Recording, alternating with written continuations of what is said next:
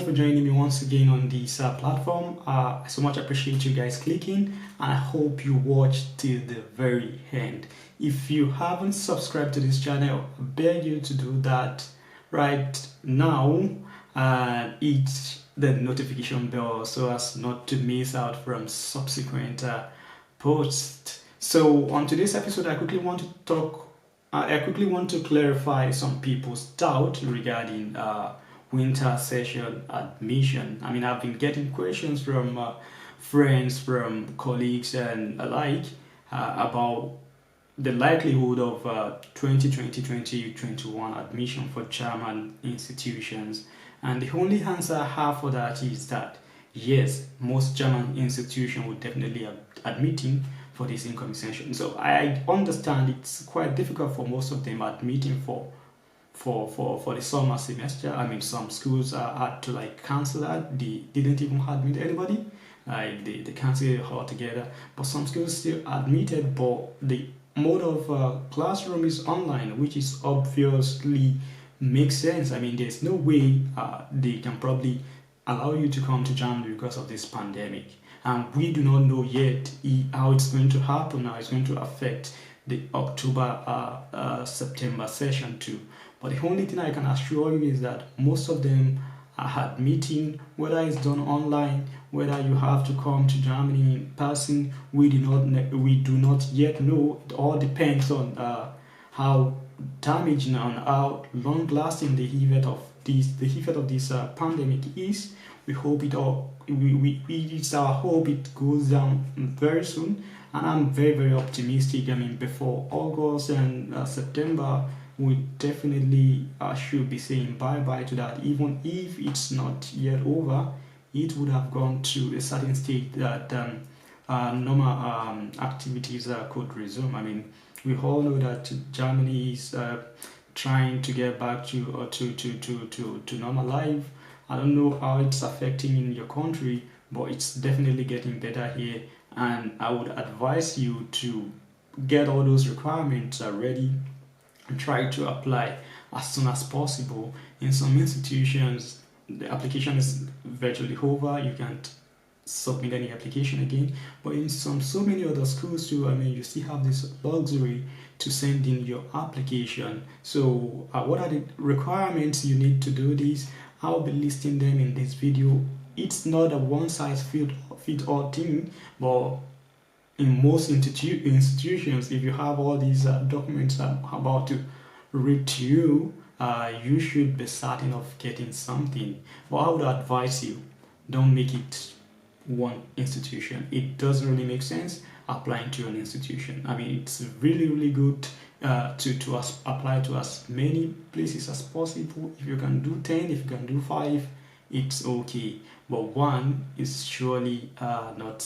I mean, even if you had a first class, you can never be too sure of getting an admission, or except you are sending your application for probably a non-restricted admission course. So here are the requirements. I have to read them to you, and if you can get all these done, you'll definitely be on your way to Germany in 2020. So what are those documents? First, if you can have your a passport, like a normal passport size, and if you can get that, you have your CV, you have your international passport, your travel passport, you have your secondary school transcript and the certificate, you have the certificate for your bachelor's too if you are applying for a master's program, as well as the transcript, and you write a very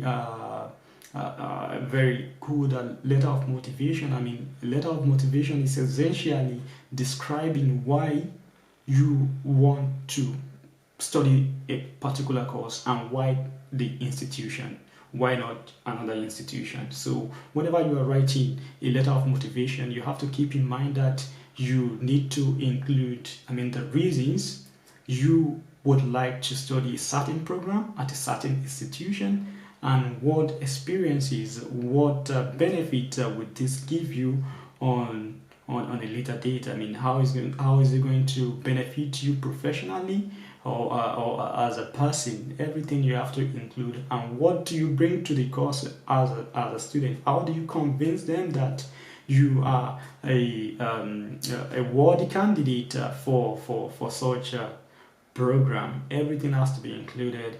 You don't need to make it very big unless the institution state otherwise. If it's not stated, you can always just make it probably 2 pages, 1.5 pages. You should be okay. Just make sure you capture most of these points mentioned. And what other things you need to get? You have to have your letter of recommendation. If you have a letter of recommendation from, you can have from your lecturers, from a person you've worked with, probably your boss or something, someone that can talk about you, that can talk about what you bring to the table, someone that knows, that is experienced about what you can give, how motivated you are as a person. You just have to like have that letter. It can be 1, 2, 3, depends on what the institution states, but try to get as little as 2 letter of recommendation. So your English language proof, I mean, we all know all the standard English language tests like the IELTS, the TOEFL, I think the Cambridge English exam and stuff like that.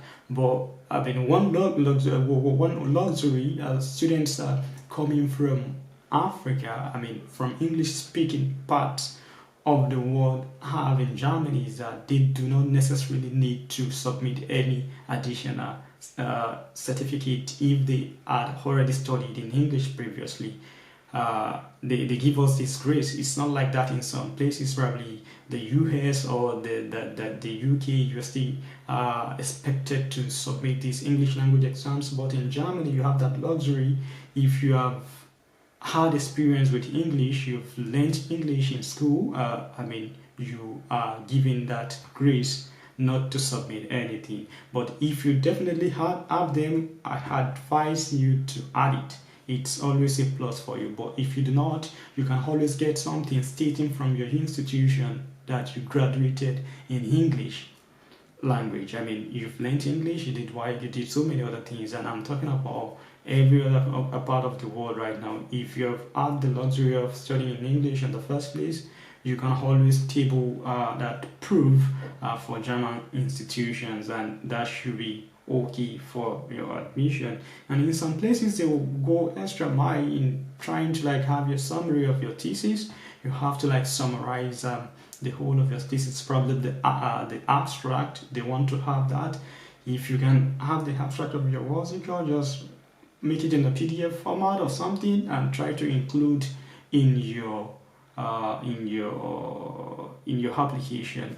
And you can always like, okay, say you want to build on this, how you want to build on this, how you want to recite blah blah blah blah blah. I mean, it shows you know what you want to do. It shows you are ready for this next big step. I mean, if you as a student know what you want to research for, probably for your master's thesis or your PhD program, I mean, it's always a plus. They were like, okay, he's probably done he's or she's probably done her assignment, and she's really made I mean, she's a calculated person, she's a well-educated person or something. So it's really a big plus for you if you know what you want to do in terms of research. So the other thing, you can just add any relevant certificate you have. You probably learned something, you learned new skills, you gained some voluntary certificate, your community. I mean, anything you've done that you think, okay, this will definitely add to my chances of getting admission, I advise you to include it. So if you've done all these necessary steps, I mean, and you apply to as many places as possible, I can assure you that you will definitely get a place in Germany. Getting an admission in Germany is not something difficult to have. The visa procedure is really hard. It's getting hectic nowadays, and I advise you to check your respective countries' German website to get yourself accustomed to what they are asking and how you can proceed with giving it to them. It's always good to like do your assignment and make sure you are doing the right thing. If it's the visa before application, you try to like do everything. Just know what you are doing and try to like make it as perfect as possible. I mean, the issue of uh, getting a visa date that is becoming very difficult in places like Nigeria, Ghana, will make me talk about in some of my next videos about opportunities in some other countries apart from Germany. I mean, with little to no tuition. If you are really interested in studying in Europe or in any part of the world with little to no tuition, and Germany is giving you like a tough time, there are several opportunities out there, and I'll be talking about them in my subsequent videos. I thank you so much for watching this to the very end. I really appreciate you coming to this channel once again. If you haven't subscribed, I beg you to go do that. Hit the notification bell. And I see you in the next one. Thank you.